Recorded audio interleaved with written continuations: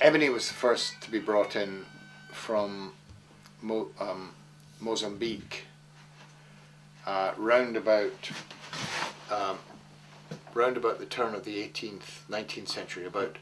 I think the first set made in ebony were made in about 1785, 1790, and it wasn't till the late 19th century, early 20th century, before African blackwood from Tanzania was brought in. And that was German East Africa at that point. African blackwood it requires semi-desert, very arid conditions to grow, and it's a small tree. And it's actually, for mouth-blown pipes, it's a lot more suitable than ebony because it's slightly denser, so it favours the tone and volume which is wanted these days on the pipes, which is slightly brighter and louder than ebony will produce. But it's packed full of gums and resins, and these are very water resistant, and there's a lot of moisture goes through the system when you're mouth blowing. With us, we mainly specialise in bellows blown pipes, and because of that, we're not bothered about moisture at all. There's no moisture to go through the system. In fact, we're looking for moisture because everything's dry blown. But we use African blackwood, ebony. We also use laburnum, yew and almond quite a lot. And our main non-exotic timber is boxwood, which I think is acoustically better than any other. It's great.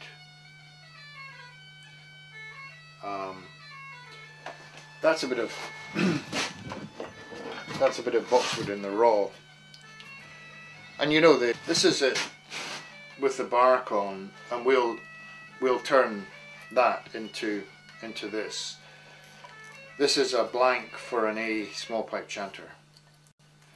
And then we treat the end grain with polyurethane, because what we're going to do next is microwave it, and the microwaving allows the wood to de-stress and bend, and it gets up to boiling point. So we've got to seal the end grain to stop the moisture coming out of the end, otherwise it would split.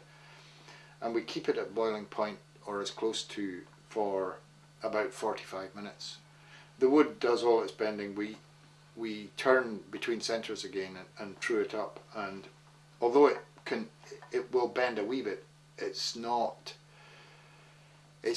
that is noticeable by the piper. So that's how we treat the boxwood. But it's the only wood which we have to do something like that with.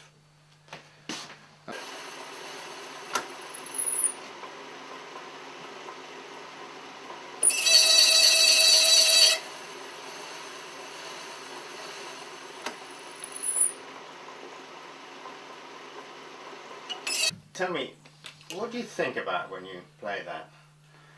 Are you thinking sort of Scottish thoughts, or playing thoughts, or?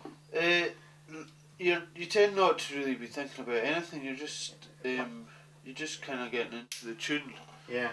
I think, like, if you ever start thinking about anything else, you tend to make a mistake. Right. If you start getting conscious thoughts of, but you're not it's a nice day, I fancy a game of golf. Right. Or something like that. Yeah. You're switching into a different part of your brain, and then you'll make a mistake. But when you're thinking about the tune, what are you actually thinking about? The notes? Or are you thinking about written on a piece of paper, or are you thinking about just how it is when you learn to play the pipe? Yeah, you just tend to. I suppose part of what you're doing is you're playing the tune in your head at the same time, right, so that you can play it. You know, you're hearing the tune all the time, so that you can play it. Because if you can't, it's kind of that thing. If you can't hum or whistle the tune, you're going to have difficulty playing it. You know, especially if you don't have any music. So I suppose you're doing that, and then you might be thinking, oh, you know,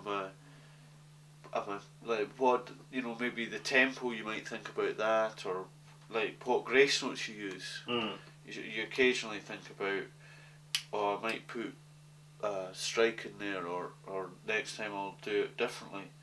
But a lot of it is you're not really thinking that hard about stuff like that. You know, it comes there quite, you know, you just kind of play